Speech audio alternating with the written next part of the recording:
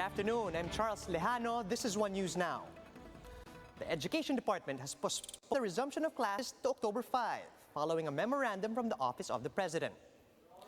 In a statement, Secretary Leonor Briones said the agency will use the extra time to address logistical limitations in the conduct of blended learning. Briones ordered schools outside MECQ areas to continue holding orientations and dry runs, and delivering learning resources so that they will be ready for the opening of classes. She added that this will be the final adjustment to the school reopening timeline. Earlier, Senator Mig Zubiri had urged DepEd to postpone the opening of classes for at least another month or even to January of next year. He said homeschooling should be introduced in some pilot areas first so that the agency can improve its systems and setup before reopening schools nationwide. For his part, Senator Win Gatchalian said classes should remain suspended until the country's situation gets better.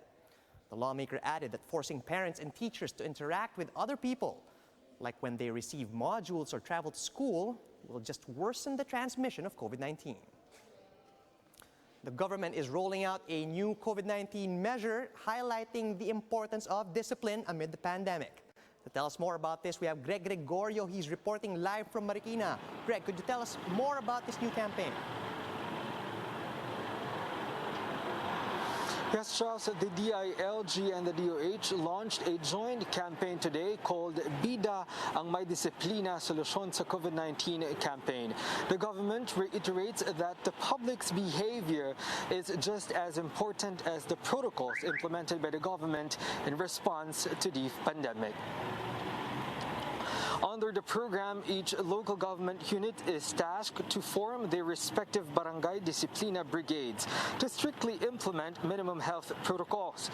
This campaign is launched in Marikina, a city recognized for its effective response measure against COVID-19 pandemic. From their own molecular laboratory, certified to conduct COVID-19 testing, to their efficient contact tracing. According to DILG Undersecretary Jonathan Malaya, Marikina is following contact tracing SAR Benjamin Magalong's formula of tracing 30 to 37 close contacts from a single positive case. However, Marikina Mayor Marcy Teodoro admits their work is not done since COVID-19 cases in the city are still rising. As of August 13, Marikina has 1,039 COVID cases, 502 of which are active cases.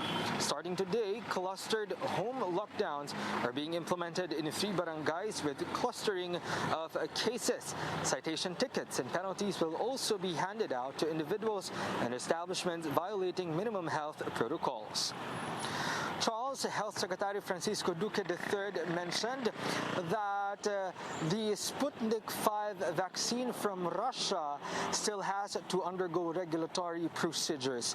Thus, everyone still has to strictly observe minimum health standards. Charles? Thank you. That was Greg Gregorio reporting live from Marikina. Here are other stories we are keeping our eyes on. The World Bank has committed about $2 billion in funding to support the government's economic recovery plan after the pandemic.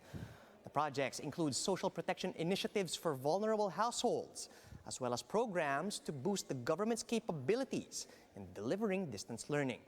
As of April, the World Bank has disbursed a total of $1.2 billion in financing to support the country's pandemic response. The Labor Department denies reports that they have relaxed the restrictions on the deployment of Filipino nurses abroad. In a statement, Labor Secretary Silvestro Bello said the ban imposed on foreign deployment of nurses is still in effect. Bello warned the public that any overseas deployment of nurses, unless expressly authorized by the POEA, will be considered illegal. And Portland Trail Blazers bagged a spot in the NBA's unique play-in series, edging past the Brooklyn Nets 134 to 133. It was Dame time yet again as Damian Lillard finished with 42 points and 12 assists, giving the Blazers the 8th seed in the West, as well as a twice-to-beat advantage in its play-in series against the Memphis Grizzlies. For more updates, follow News 5, the Philippine Star, and Business World online. Visit our website, onenews.ph, for more in-depth analysis. And you can also catch One News on the Signal Play app. Register for a free account now at www.signalplay.com and stream One News live anytime, anywhere. I'm Charles Lejano. We are One News.